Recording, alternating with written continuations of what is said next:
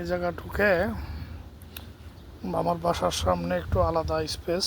এখানে বাচ্চারা মাঝে মাঝে একটু বসে ক্যারাম বোর্ড খেলে, আমিও মাঝে মাঝে যখন ফ্রি থাকি তখন এখানে বইসা একটু চা কফি কিছু খাই।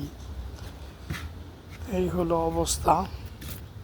আজকে সারাদিন অফ ছিল, কাজ অফ থাকার কারণে আসলে বাসায় ছিলাম।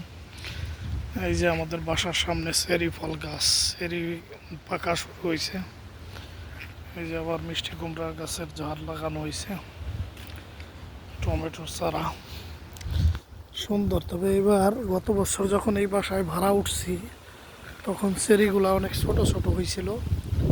এবার আমি আবার একটু যত্ন করার জন্য ওই যে গাছের গোড়াটা খোসাইয়া দিছি, খোসাইয়া দিয়া পানি দেই। তো 2 দিন ধরে আবার বৃষ্টি হচ্ছে, যার জন্য আর পানিও দেওয়া লাগে না। তবে খুব সুন্দর লাগতেছে। চেরি মানে মাত্র পাকা শুরু হয়েছে, একদম বড়ই পাকার মতো মনে করেন, যেটি লাল টুকটুকা হবে। তবে এখন এই 2-4টা ছিঁড়তে মন চায়, তাই ছিঁড়লাম। যখন এদিকে বের হই তখন ওই বড়ির মতো মনে করেন যে 2-4টা ছিঁড়া খাইতে থাকি। তো সত্যি ভালো লাগে যে আসলে কি বলবো, যে এই যে চেরি গাছটার সাথে মানে খুব সুন্দর চেরিগুলা যখন লাল হয়ে যাবে পরিপূর্ণভাবে, লাল হয়ে গেলে আরও ভালো লাগবে। প্রত্যেকটা চেরি রয়েছে লাল হওয়ার উপক্রম হয়ে আসছে। সুন্দর চেরি ফল। বিসমিল্লাহ।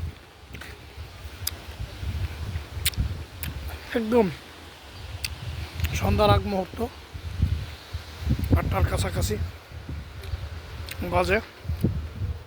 এটা হলো আমার বাসার ব্যাক গেটে যাচ্ছি।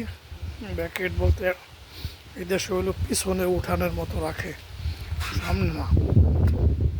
এখানেও এবছর একটু শীত বেশি ছিল, যার জন্য গাছগাছালি বড় হয় নাই। এখানে কিছু গাছগাছালি লাগানো হয়েছে।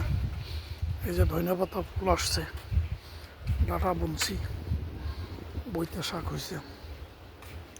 তারপরে এই যে এখানে ডাঁটা শাক, কুমড়া, শসা। তারপরে এই যে এই জাংলায় আছে এই যে আঙ্গুর ফুলের গাছ। এখানেও ওই যে কুমড়া, ডাঁটা শাক। এনে প্রত্যেকটা বাড়িতেই কিছু না কিছু ফল গাছগাছালি লাগায়। সব মিলে সুন্দর। ভালো থাকবেন সবাই। আল্লাহ হাফেজ। আল্লাহ হাফেজ।